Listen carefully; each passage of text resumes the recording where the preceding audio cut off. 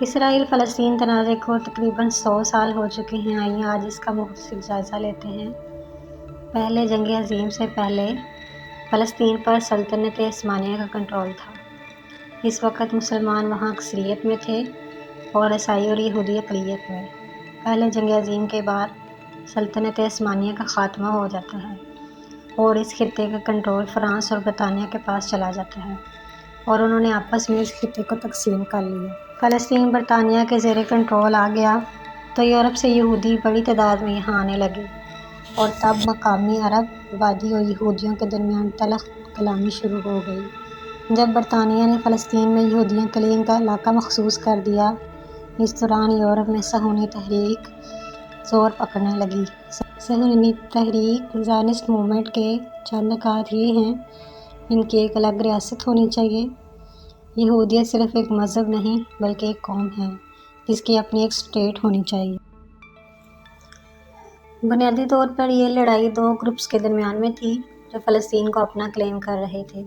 یہودیوں کو کہنا تھا کہ یہ ان کا آبائی علاقہ ہے، جبکہ مقامی عرب اس علاقے کو اپنا کلیم کرتے تھے اور یہودیوں کے اس دعوے کو مسترد کرتے ہیں۔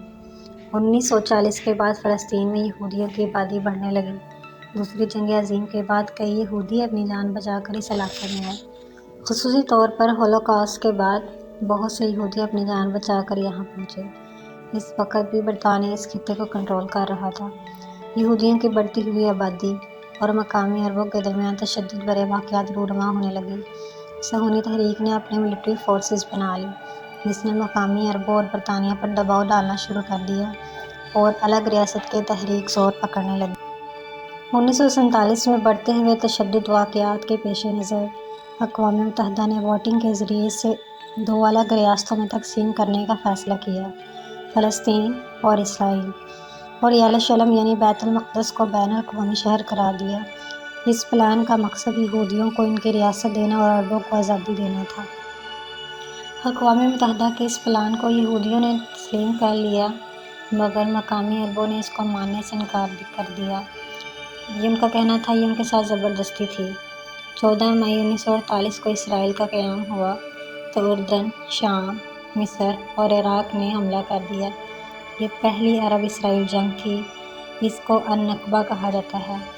اس جنگ میں 75,000 فلسطینیوں کو ہمسایہ ملک جان بچانے کے لیے جانا پڑا۔ یہ جنگ اسرائیل جیت جاتا ہے اور اس علاقے پر قابض ہو جاتا ہے جو فلسطینیوں کا تھا۔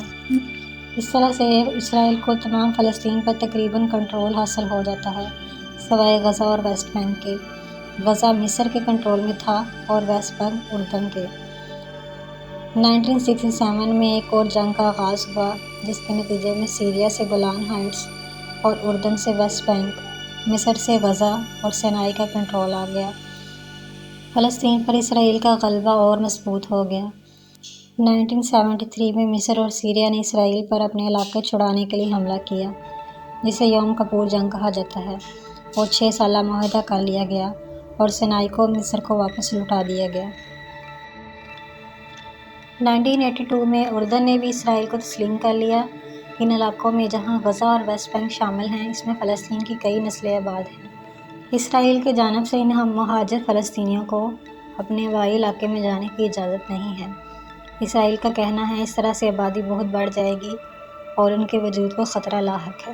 اسرائیل ابھی بھی ویسٹ بینک پر قابض ہے۔ 2005 میں اس نے غزہ کی پٹی سے اپنی فوجیں نکال لی تھیں اور اقوام متحدہ نے آج بھی اس علاقے کو مقبوضہ مانتی ہے۔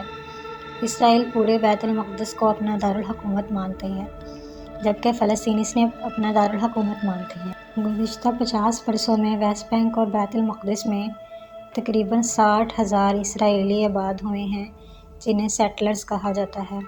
اسرائیل کے قانون کے مطابق کسی بھی یہودی کو خواہ وہ دنیا کے کسی بھی کونے میں ہو، اسے اسرائیل کی آٹومیٹیکل سٹیزن شپ مل سکتی ہے جو کہ عالمی قانون کے خلاف ہے۔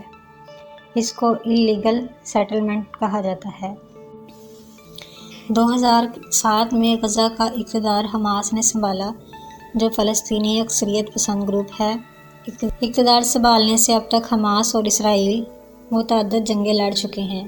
2007 سے اب تک اسرائیل غزہ کی پٹی پر قابض ہے۔ غزہ میں مقیم فلسطینیوں کا کہنا ہے اسرائیل کی جانب سے لگائی جانے والی پابندیاں اور زیادہ آبادی والے علاقوں پر فضائی حملہ ناقابل قبول جرم ہے۔ یہی نہیں، عیسائی فلسطین غزہ میں مقیم لوگوں کا پانی، خوراک، ادویات، پٹرول، بجلی وغیرہ بھی کنٹرول کرتا ہے۔